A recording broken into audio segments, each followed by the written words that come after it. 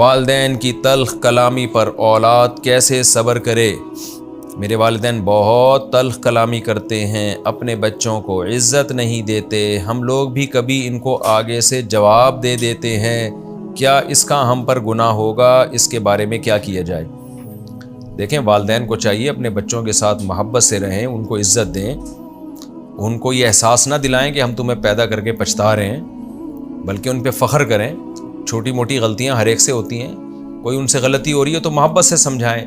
ہمارے نبی صلی اللہ علیہ وسلم نے اپنی بیٹی کو کیسی عزت دی ہے، تو میں دیکھتا ہوں بعض ماں باپ بات بات پہ بچوں کو طنز تانے اور تو کچھ کر ہی نہیں سکتا۔ وہ اس میں تھوڑا سا آپ کو ایک دلچسپ واقعہ بھی سنا دوں۔ ہمارے ایک دوست ہیں امریکہ میں، انہوں نے اپنا واقعہ سنایا کہ میں کہیں گزر رہا تھا یا کہیں سوئمنگ پول میں کسی کام سے جانا ہوا، ظاہر ہے وہ لڑکیوں کے سوئمنگ پول میں نہیں جاتے تھے، کوئی گزرنا ہوگا کسی کام سے تو انہوں نے واقعہ سنایا اپنا، یا ہو سکتا ہے ان کو کسی نے دیکھ کے یہ واقعہ سنایا ہو۔ بہرحال اتنی تفصیل میں نہیں گیا کیونکہ لوگ اعتراض شروع کر دیتے نا کہ وہ سوئمنگ پول میں کیا کر رہے تھے۔ تو انہوں نے بتایا کہ ایک ماں اپنے بچے کو لے کے آئی ہوئی ہے جو گوری ماں تھی، انگریز کی ماں، اور ایک پاکستانی ماں جس کو ہم دیسی ماں کہہ سکتے ہیں، وہ اپنے بچے کو لائی ہوئی تھی سوئمنگ سکھانے۔ اب دونوں کے بچے جو ہے نا سوئمنگ پول میں چھلانگ لگاتے ہوئے ڈر رہے ہیں۔ تو جو انگریز ماں تھی وہ اپنے بچے کو کہہ رہی ہے، دیکھو بیٹا تم اندر ڈائیو مارو اور دیکھو تم کر سکتے ہو، مجھے پتا ہے تمہیں جو ڈر لگ رہا ہے یہ ایسا نہیں ہے، تم تو بڑے بہادر ہو اور تم دیکھو چھلانگ مارو گے تمہیں دیکھ کے دوسرے بچے بھی آئیں گے۔ بڑے محبت سے اس کو عزت دے کے اس کو موٹیویٹ کر رہی ہے کہ تمہارے اندر یہ صلاحیت ہے، تمہیں پتہ نہیں کس نے وہم میں ڈال دیا کہ تم نہیں کر سکتے۔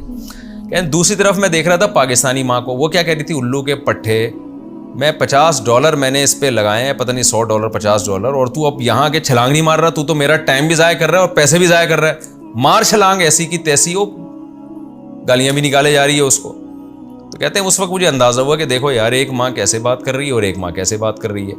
تو وہ جو انگریز ماں جس طرح سے بچے سے بات کر رہی تھی وہ اسلامی طریقہ تھا، حالانکہ وہ مسلمان نہیں۔